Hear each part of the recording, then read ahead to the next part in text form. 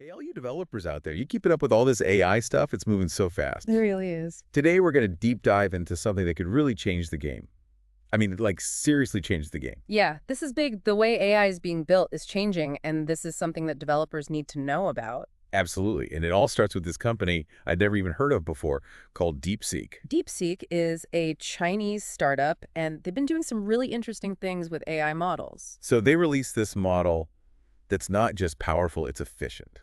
Like, crazy efficient. Yeah, they're getting results comparable to the big players, but they don't need these massive GPU clusters. That's wild. And I heard it actually caused NVIDIA's stock to drop a bit. It did. Investors saw that and kind of freaked out a little. They're starting to realize that the future of AI might not be about just raw power anymore. It's about doing more with less. Exactly. DeepSeek is all about efficiency.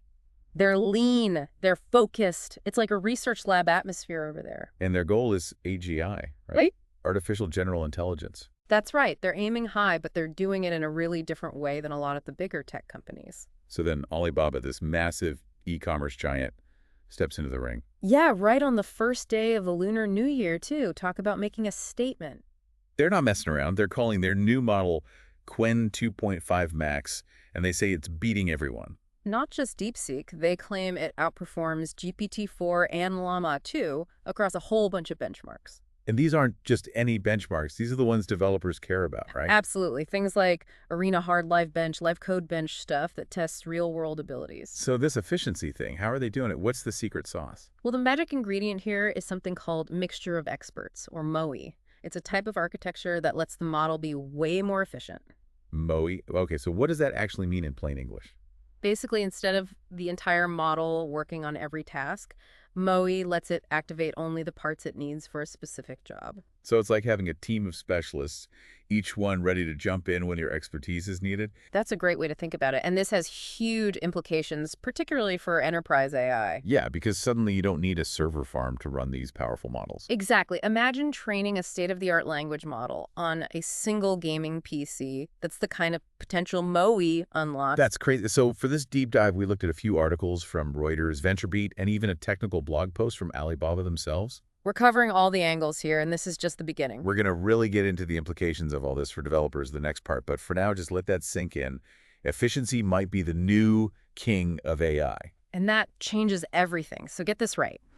Alibaba trained this Qwen2.5-Max model on a data set of over 20 trillion tokens. 20 trillion. Okay, now that's a lot of data. It's massive, like feeding the model the entire Library of Congress multiple times over. I can't even wrap my head around that much information, but how does that help developers? Well, the good news is Alibaba is making Qwen2.5-Max available through their Cloud Platform's API. Okay, so developers can actually use this thing. Exactly. You can integrate it into your applications without having to deal with all the infrastructure headaches. So like plug and play AI? Pretty much. And they've made it even easier. They designed the API to be compatible with OpenAI's standards. Oh, that's smart. So if you're already using OpenAI's models, you can switch over to Qwen2.5-Max without any major changes. Exactly. They're lowering the barrier to entry, which is huge for developers. But hold on a sec. We're talking about a Chinese company here. Doesn't that raise some red flags security-wise? You're right to be cautious anytime we're dealing with powerful tech. Like, AI security has to be a top concern. Especially given the whole geopolitical situation right now. Absolutely. There are legitimate concerns about using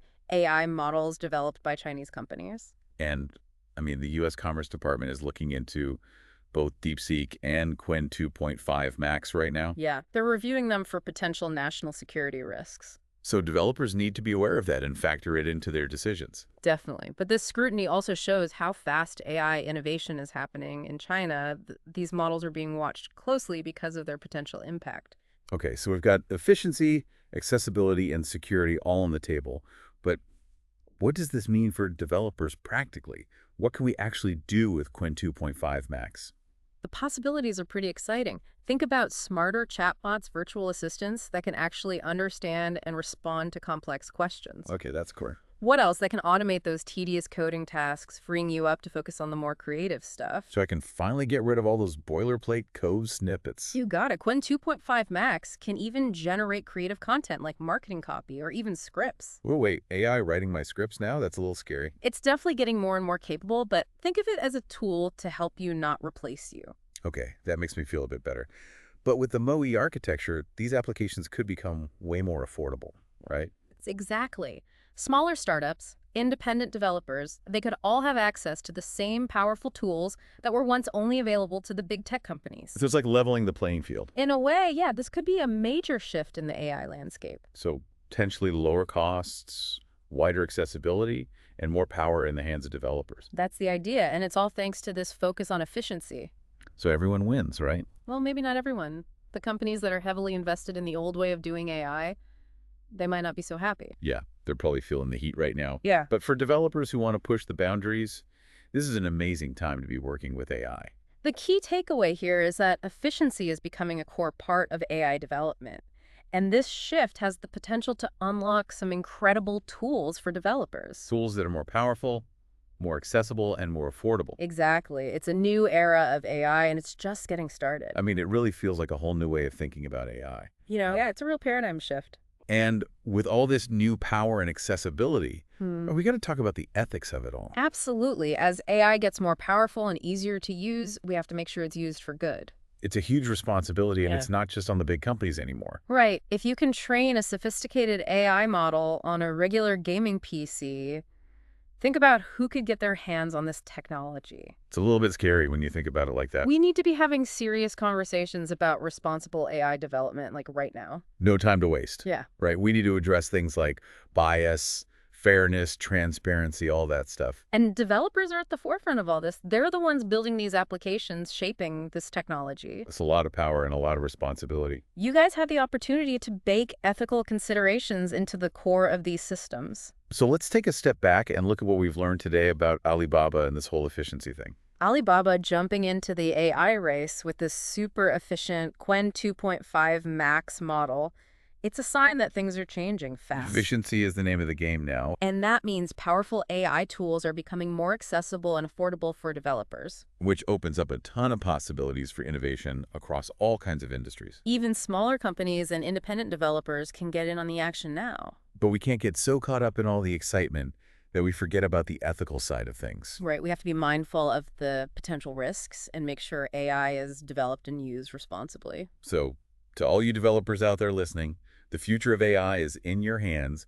Keep pushing the boundaries, keep innovating, but do it with a sense of responsibility. The choices you make today will shape the AI landscape of tomorrow. So think big, think ethically, and let's build a future where AI benefits everyone. That's a great place to wrap things up.